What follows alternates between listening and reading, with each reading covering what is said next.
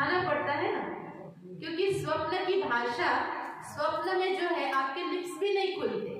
आपने स्वप्न तो सबने देखा है ना, आपके होंठ भी नहीं खुलते, कितनी सारी बातें हो जाती हैं, और उन बातों में आप अपने कई साल देख लेते हैं, और उसको कुछ मिनटों में किसी को समझाना है तो कैसे समझाओगे, है ना। थोड़ा उसको विधिवत समझाना पड़ेगा, तभी अगला व्यक्ति उसको समझ पाएगा। तो मुनिवर वेदव्यास जी ने कहा अच्छी बात है, मैं जो है बोलने का प्रयास करूंगा। तो गणेश जी मान गए, कहते हैं एक बात आप यहाँ पर समझिए कि क्या उस काल में संसार में कोई ऋषि मुनि नहीं थे जो गणेश जी को लिखने के लिए बुलाया? तो थे ना, जरूर इतने ऋषि मुनि योगी जन विद्वान जन तो थे, लेकिन उनसे वो नहीं लिखा जाता, इसलिए वो गणेश जी को बुलाया गया। तो सबसे पहली बात यही आप समझिए कि कौन सा अद्भुत ज्ञान भगवान देना चाह रहे थे, और भगवान ने दिया, जिसको लिखने के लिए बुद्धि के देवता की जगह और कोई ले नहीं सका।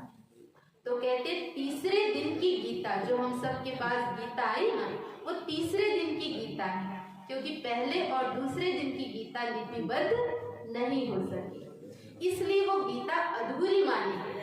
लेकिन फिर भी उस गीता में इतने अद्भुत ज्ञान है, अगर उसके एक श्लोक को आप बार बार पढ़ो ना, तो वो बार बार आपको अलग अलग अर्थ बताती है। इसीलिए कहा गया कि गीता को पठन और अध्ययन के साथ श्रवण करना भी जरूरी है, और जितनी बार आप जिस स्थिति और परिस्थिति में रहेंगे, आपकी मन की स्थिति जैसी होगी और आपकी परिस्थिति जिस प्रकार की चल रही होगी, वो गीता आप उठा करके पढ़ेंगे तो उसके श्लोक आपको वही राह दिखाएंगे, उसमें आप कैसे निकलो, क्या करो, वो आपको गीता समझाएगी।